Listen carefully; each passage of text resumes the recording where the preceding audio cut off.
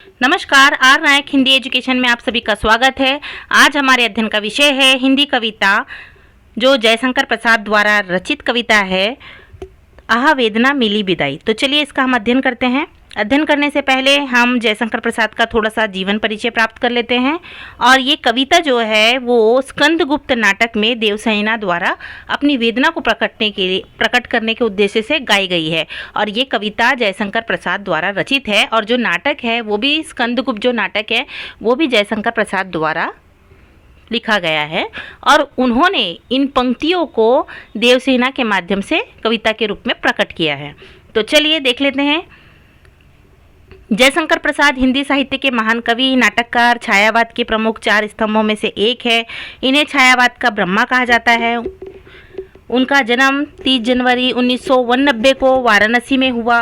उनकी रचनाओं में करुणा, प्राकृतिक चित्रण, मानवीय संवेदना और दार्शनिक चिंतन का अद्भुत समन्वय देखने को मिलता है। इनकी जो प्रमुख रचना है कामायनी, आंसू, झरना आदि इनकी प्रसिद्ध कृति है। और इसके साथ ही चंद्रगुप्त, स्कंदगुप्त जो नाटक है, ध्रुव स्वामिनी, ये भी इनके प्रमुख नाटक माने जाते हैं। आहा वेदना मिली विदाई हिंदी साहित्य की एक बेहद प्रसिद्ध कविता की शुरुआती पंक्ति है। ये एक महान कवि जयशंकर प्रसाद द्वारा रचित, मैंने बताया है कि जयशंकर द्वारा रचित नाटक स्कंदगुप्त से लिया गया है, जो देवसेना का गीत है।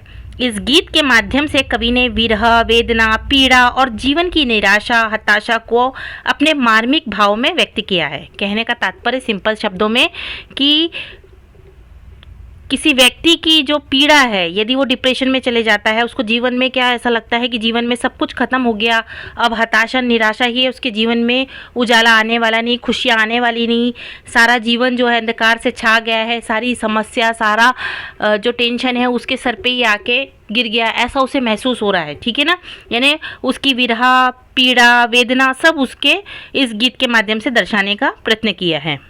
तो चलिए इसका 4 पंक्तियों का हम भावार्थ देख लेते हैं, अर्थ देख लेते हैं।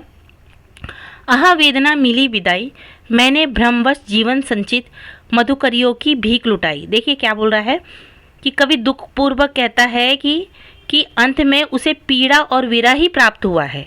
कवि क्या कह रहा है, निराश है, हताश है, या उसे उसका प्रेम नहीं मिला हो, या किसी कारण दुखी हो। हाँ, उसका जो प्रेम होगा शायद वो बिछड़ गए होंगे, या किसी कारणवश उसका जो प्रेमी है उससे छूट गया होगा।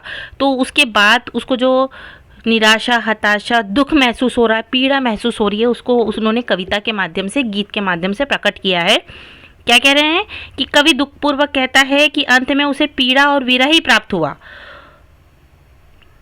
उसका भ्रमवश जीवन भर प्रेम, सुख और आशाओं का संग्रह किया था। उसने क्या करा था, भ्रमवश जीवन भर अपना दुख, सुख और आशा संग्रह किया था, परंतु वह सब व्यर्थ चला गया। उसने अपने संचित प्रेम और भावनाओं को दूसरों पर लुटा दिया, लेकिन बदले में उसे कुछ नहीं मिला।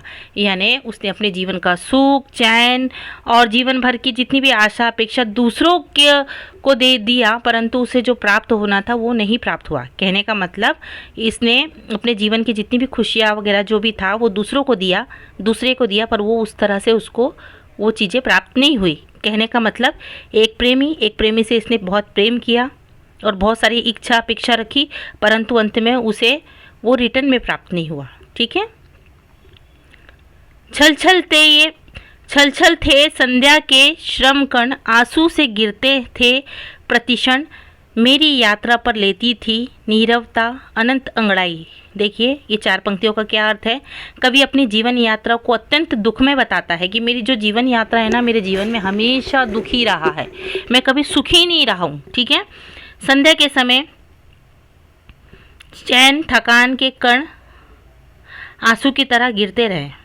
उसके जीवन में चारों ओर ग्रहण, सन्नाटा और उदासी फैली हुई थी।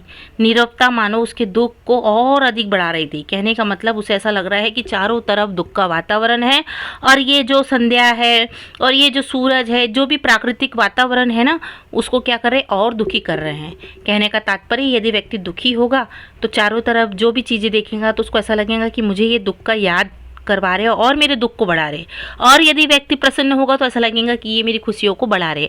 पर व्यक्ति हताश, निराश रहता है तो क्या होता है, उसे उस तरह का ही फील होता है। तो कवि को भी उसी तरह से फील हो रहा है। स्कंदगुप्त में जो देवसेना है ना, तो जब उसके जो उसका प्रेमी उससे चले जाता है, बिछड़ जाता है, उसको मिल नहीं पाता, तो वो अपनी वेदना को आगे वाले को प्रकट कर रही है। ठीक है। श्रमित स्वप्न की मधुमाया में, ग्रहण विपिन की तरु छाया में, पाथिक उनिंदी श्रुति में किसने यह विहाग की तान उठाई। इसका मतलब क्या कहते हैं, मतलब क्या है, कवि कहता है कि थके हुए सपनों और जीवन की मोह माया के बीच घने व की छाया में किसी ने मधुर संगीत छेड़ दिया। ठीक है। कवि कहते हैं कि उसके थके हुए स्वप्नों में और जीवन की मोह माया के बीच किसी ने क्या किया, एक मधुर संगीत छेड़ दिया। ये संगीत उसके मन में ना संवेदना और स्मृति जगा देता है। यहाँ कवि आशा और करुणा के मिश्रित भाव को प्रकट करता है। कहने का मतलब क्या है कि यहाँ पे क्या है कि देखो, श्रमित स्वप्न की मधुमाया में, ग्रहण विपिन की तरु छाया में, प्राथिक उनिंदी श्रुति में किसने यह विराग की तान उठाई। यानी मेरे इस तरह के जो दुखी जीवन में किसी ने क्या किया है, मधुर संगीत का तान छेड़ दिया है। ठीक है। उसके मन में संवेदना और स्मृति को जगा देता है, जो उसकी स्मृति और संवेदनाओं को क्या कर देता है, जगा देता है।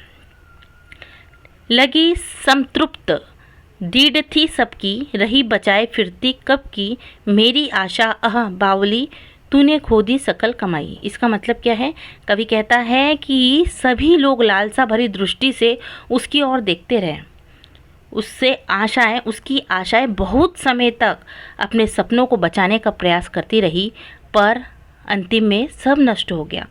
कवि अपनी आशाओं को बावली कह के संबोधित करता है, जिसने जीवन की सारी पूंजी खोल दी। यानी कवि कहता है कि सभी लोग उसको लालसा भरी दृष्टि से उसकी ओर देखते थे और बहुत सारी आशाएं, सपने जो थे उसको बचाने का प्रयास करते थे, पर सब कुछ नष्ट हो गया और जो इच्छा अपेक्षा थी वो सारी नष्ट हो गई। ठीक है। तो कवि अपनी आशा को बावली कह के संबोधित करता है कि उसके सारे जीवन की क्या चली गई, पूंजी चली गई है, या उसके जीवन की पूरी पूंजी खो गई है। ठीक है। चढ़कर मेरे जीवन रथ पर, प्रलय चल रहा अपने पथ पर, मैंने निज दुर्लभ पद बल पर उनसे सारी होड़ लगाई। इसका मतलब क्या है कि कवि अनुभव करता है कि उसके जीवन पर विनाश और संकट का अधिकार, कवि क्या कह रहे हैं कि उसके जीवन पर विनाश और संकट का अधिकार क्या हो गया है, अधिकार हो गया है। फिर भी उसने अपनी कमजोर शक्ति के सहारे संघर्ष करने का प्रयास किया, लेकिन वह इस भयंकर जीवन संघर्ष में हार गया। यह जीवन की असफलता का, संघर्ष का चित्रण किया है। यानी कवि क्या कह रहे हैं कि मैंने हर परेशानी, कठिनाइयों का सामना किया, परंतु अंत में क्या हुआ, मैं हार गया। यानी कवि अनुभव करता है कि उसके जीवन पर विनाश और संकट का अधिकार हो गया है। यानी उसके जीवन में क्या है, संकट और विनाश ही चालू है, और फिर भी उसने अपनी कमज़ोर शक्ति के सहारे क्या किया, संघर्ष करने का प्रयास किया, लेकिन वह इस भयंकर जीवन संघर्ष में क्या हो गया, हार गया। तो यहाँ पे इस पंक्ति में क्या दिखाने का प्रयत्न किया है कवि ने कि यह जीवन असहायता और संघर्ष का, उन्होंने अपने जीवन की असहायता और संघर्ष का चित्रण किया है। ठीक है। लौटा लो यह अपनी थाती, देखो क्या बोल रहे हैं, लौटा लो यह अपनी थाती, मेरी करुणा हाँ हाँ खाती, विश्व न संभलेगी यह मुझसे, इसने मन की लाज गवाई। देखिए इसका मतलब क्या है, कवि संसार से कहता है कि वह अपनी यह अमानत वापस ले ले, क्योंकि वह उसे संभाल नहीं सकता। उसकी करुणा और दुख उसके भीतर, उसकी करुणा और उसका दुख उसे भीतर ही भीतर खा रहा है। उसकी भावना इतनी उसको आहत कर चुकी है कि वह उसका मन और अपनी मर्यादा का संतुलन वो खो बैठा है। यहाँ कवि ने गहरी निराशा और मानसिक पीड़ा को व्यक्त किया है। कहने का मतलब क्या बोल रहा है कि संसार से, मैंने संसार को सब कुछ दिया, पर मुझे हताशा, निराशा ही मिली है। मेरे जीवन में इतना दुख आ गया है कि वो दुख के बादल छट ही नहीं रहे हैं, और मैं लोगों से कहता हूँ कि मेरे पे करुणा दया मत बताओ, क्योंकि मेरी जो भावना इतनी आहत हो चुकी है और अभी मेरे मन की जो मर्यादा है वो संतुलन खो बैठी है, और मेरे जीवन में इतनी गहरी निराशा, हताशा और मानसिक पीड़ा है कि अब उसको मिटा पाना बहुत मुश्किल है। आहा वेदना मिली विदाई। ठीक है। तो आशा करते हैं कि आपको ये कविता समझ में आई होगी। समझ में आई तो लाइक और सब्सक्राइब करें। धन्यवाद।